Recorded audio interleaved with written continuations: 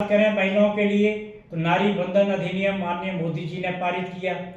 और इन 10 वर्षों में देश के जो बड़े बड़े काम रुके हुए थे, चाहे धारा 370 की बात करें, राम मंदिर की बात करें, सीएए की बात करें, ऐसे अनेकों काम इस सरकार ने इन 10 वर्षों में किए हैं। और आज यही कारण है कि आज इस देश का बच्चा बच्चा ये कह रहा है कि सरकार तो मोदी जी के नेतृत्व में ही बढ़ने जा रही है, और वो भी 400 पार।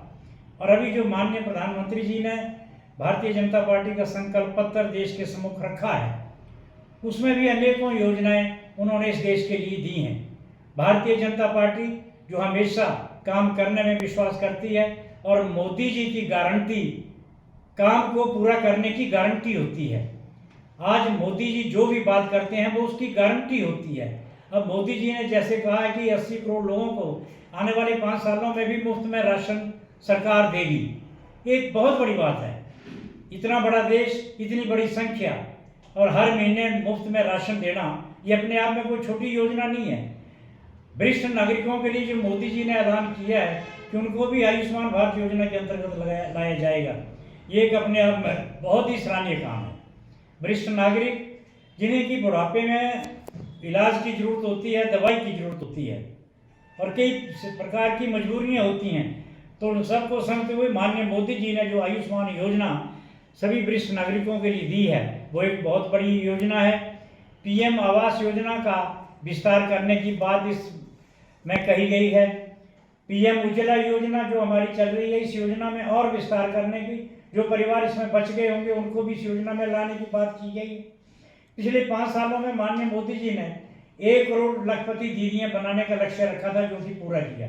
आने वाले समय में मोदी जी ने 3 करोड़ लखपति दीदियां बनाने का लक्ष्य निर्धारित किया है। स्वयं सहायता समूहों को सुदृढ़ करने की बात कही है। स्टार्टअप योजना को और बेहतर बनाने की और उसका विस्तार करने की बात कही है। पर्यटन को बढ़ावा देने की बात की है। किसानों को और ज़्यादा सुविधाएं देने की बात की गई है।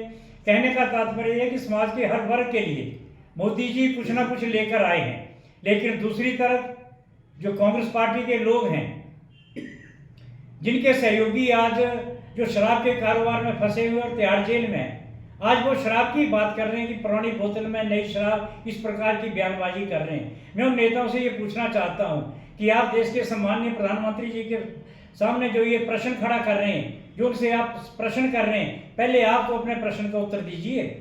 आपने पिछले विधानसभा चुनावों में लोगों से जो वायदा किया था, उस वक्त भी लोगों से, महिलाओं से फार्म भरवाए गए। आज फिर ये नाटक आपने शुरू कर दिया कि हर महिला को 1500 रुपये पेंशन देंगे। जिनकी 1150 रुपये पेंशन थी, उनको आप 1500 रुपये पेंशन की बात करते हैं। मजाक लोगों में बनाया हुआ है, लोगों को गुमराह करने की बात है। आपने कहा था हम 300 यूनिट बिजली फ्री देंगे, कहाँ दे रहे हैं आप 300 यूनिट बिजली फ्री?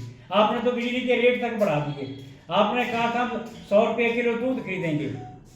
बताइए जरा, हिमाचल सरकार ये बताएगी कितना दूध आज तक किसानों से खरीदा गया? आपने कहा हम 2 रुपये किलो गोबर खरीदेंगे, 1 लाख लोगों को रोजगार देंगे, फलों का समर्थन मूल्य किसान तय करेंगे। आप जरा अपने घोषणा पत्र का बताइए ना कि आपने इस घोषणा पत्र का कौन सा जो है वो अपना वायदा पूरा किया है? आपने किया क्या?